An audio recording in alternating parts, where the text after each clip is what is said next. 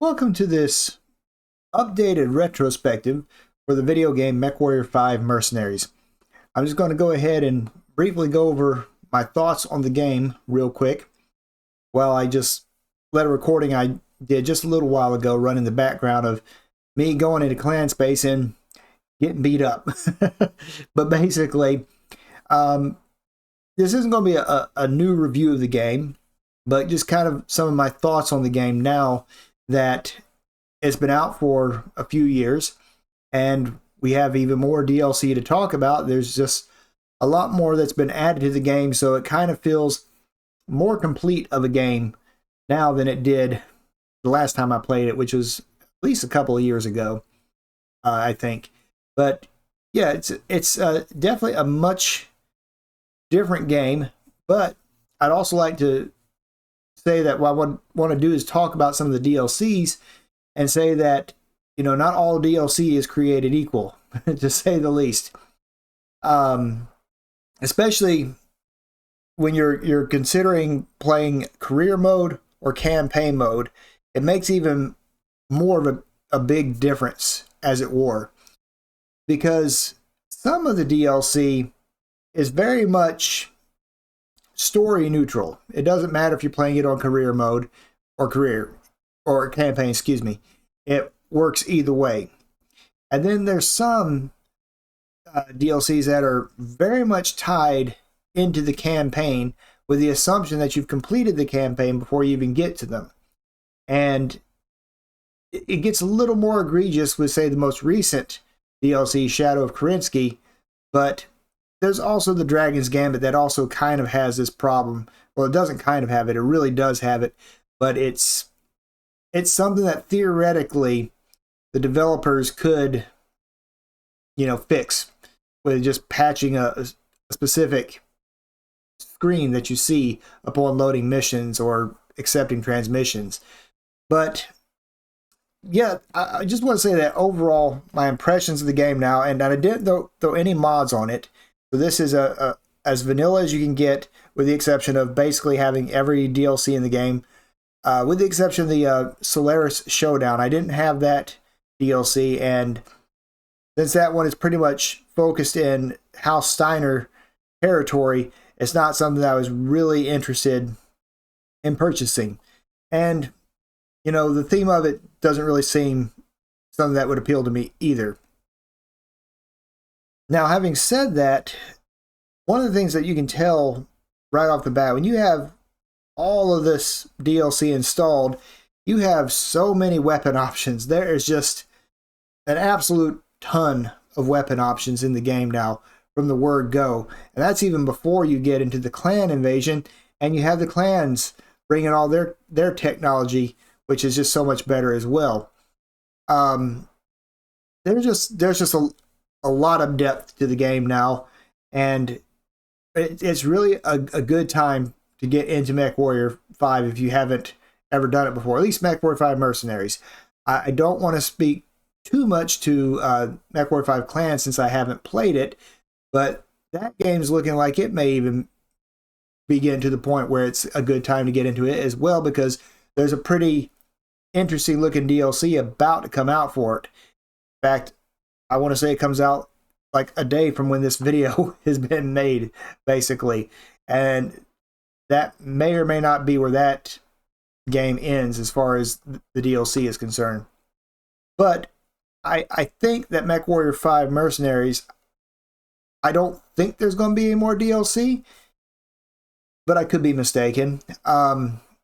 It does kind of leave off on a bit of a cliffhanger when you do complete the Shadow of Kerensky campaign. But do I think they'll actually add anything else to the game? Probably not. I just don't think there's going to be anything else that's coming out for the game, but I could be 100% wrong. But I don't think I am, because the next DLC that's coming out for MechWarrior 5 Clans is involving the battle on Tukiyid. So I do think that's probably all that's going to be written for both this game and MechWarrior 5 Clans. I don't really expect to see too much more come out for either one of them. But, stranger things have happened.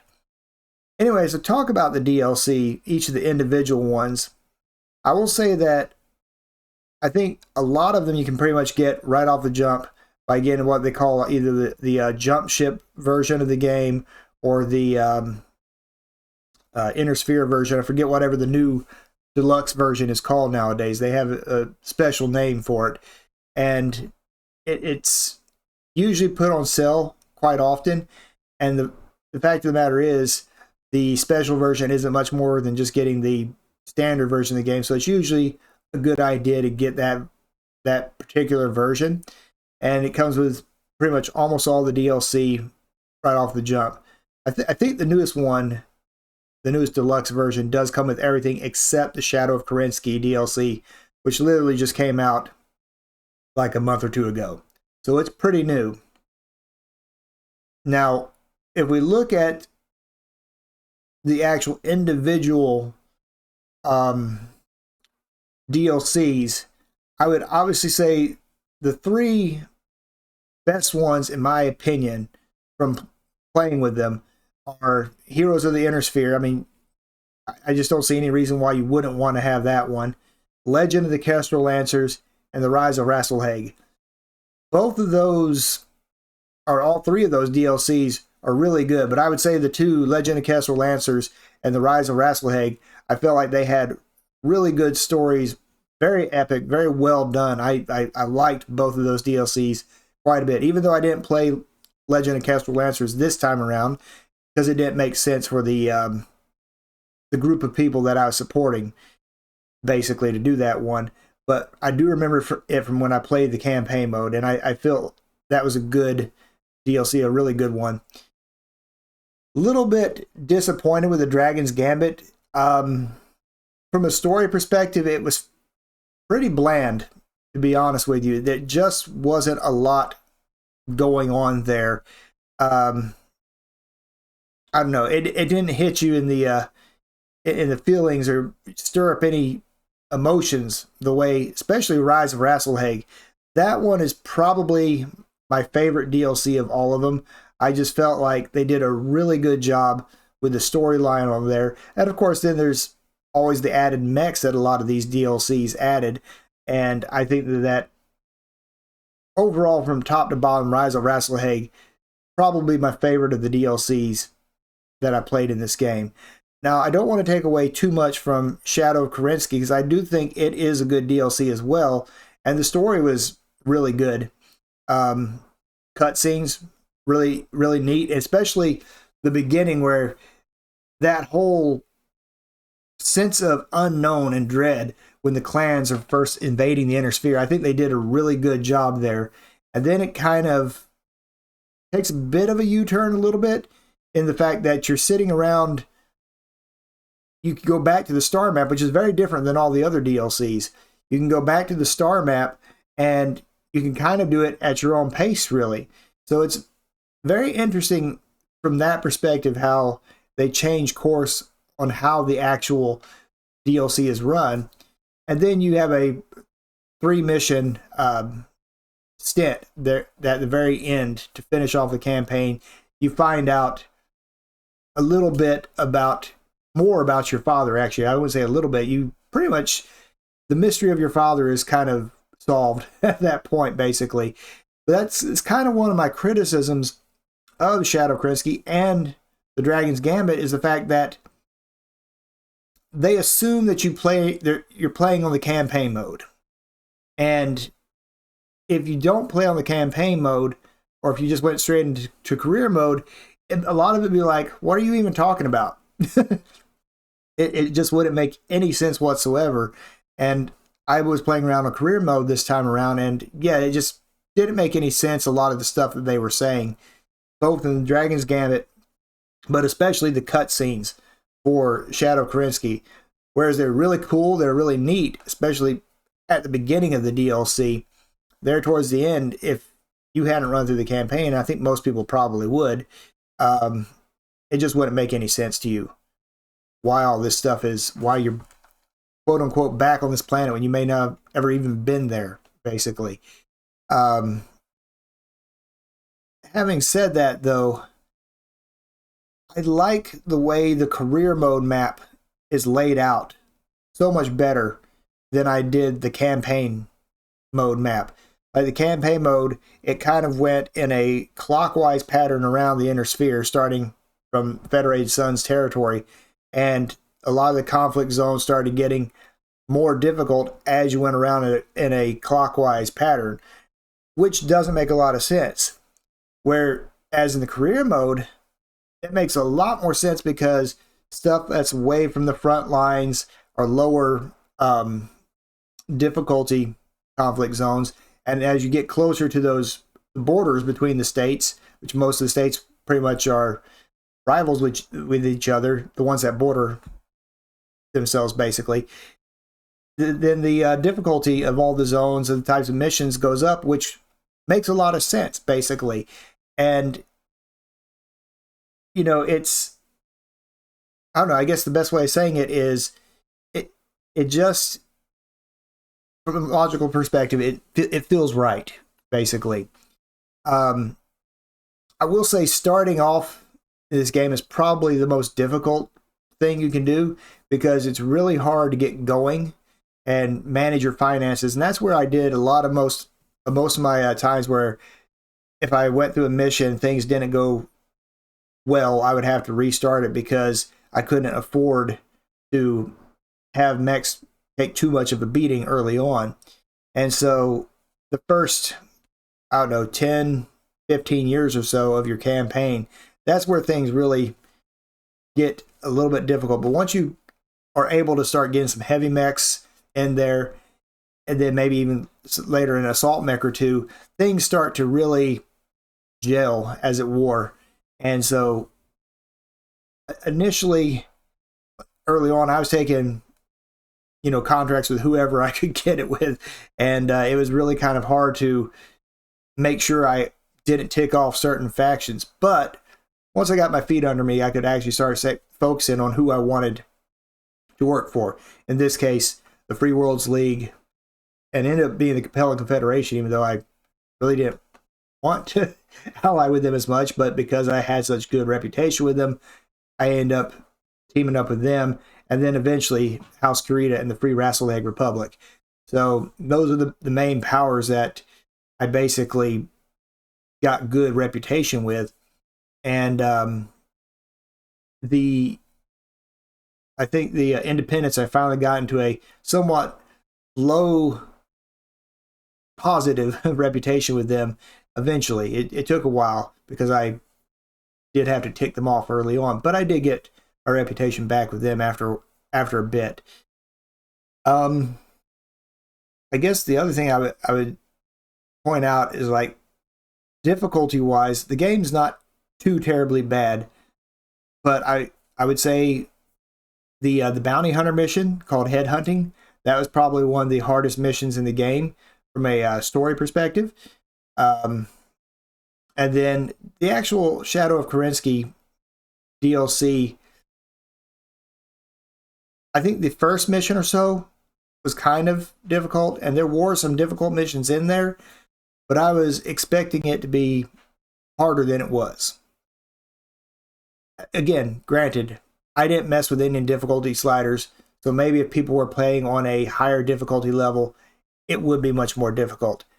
Now, having said that, you might see here, you probably won't see me get to the point in the mission where I got completely and totally wiped out, but going into actual standard missions in this game seem to be a lot more difficult than story-based missions for whatever reason. So it's very confusing the way they list that. A lot of these missions here say difficulty 102, 104, 106, and they're way more hard than anything I did in the actual Shadow of Kerensky campaign. And there is one thing I would want to point out, because I did read this as well when I was reading up about the Shadow of Kerensky. They're like, it's funny how, your character ages, and I think Spears as well. You both age, and yet Rihanna is still young. I'm like, she's older than me by like 20-something years, and she looks younger than me during the Shadow of Kerensky DLC. And you know that was a conscious decision on their part, but a dumb decision. Absolutely stupid. I mean, yeah, she should be an old lady, just like Spears. She should be old. But, you know, whatever. That's one of the things about the Brinsky DLC, I think, is just a bit of a letdown. But other than that, I do think it was well done. The only one I'd really say, two that I'd say are kind of disappointing. Call to Arms. There's a lot of mechs introduced into the game that have melee weapons, and for the most part, those mech designs where they have melee weapons are usually not as good, and they're a bit of a letdown, all things considered. But and the other one be the Dragon's Gambit, because I just felt like from a storyline perspective, it just wasn't very good. It was a bit disappointing overall. I'm not saying the mechs that it added weren't good, because it did add some pretty decent mechs, and there were some really neat things, like you can see here on the screen right now, this Mauler that I like to drive around in. I like that Mauler. It's a good mech. I enjoyed it quite a bit, but the actual storyline was a bit of a letdown. But overall, I think, you know, my thoughts on the game are that it's still a really good game. I put a lot of time into this game, a heck of a lot of time into this game, and it is definitely worth it.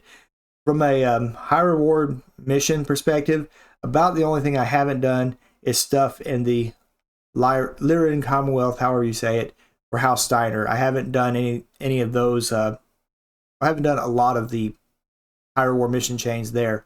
But outside of that, I've actually done just about everything in the game that is there on offer. And it's definitely, from a content perspective, you will definitely get your money's worth out of this game.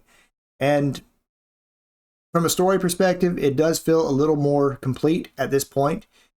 It's kind of interesting how it took it like 5 years or so after the game came out to finally feel complete, but it does feel complete now. And if you're on the fence, I would definitely say, if you're a BattleTech fan, this is a no-brainer. You need this game. You really do. It's a great game. There are some little tweak things about the game that you're like, that doesn't really seem too realistic, like how you can just rebuild a mech very easily after you've blown it up. But, you know, it's still a video game at the end of the day, and it's still something that any fan of BattleTech would definitely want to pick up. For other people who like simulation games, I guess even action games, first-person shooters, it's probably still something that I would recommend. But from a first-person shooter perspective, the game is obviously clunkier, but it's clunkier by design, because you're in these big, giant robots, for lack of a better word, basically, and you're supposed to be slower, more methodical, and whatnot. Especially when you get with the bigger the mech, the slower you're going to be.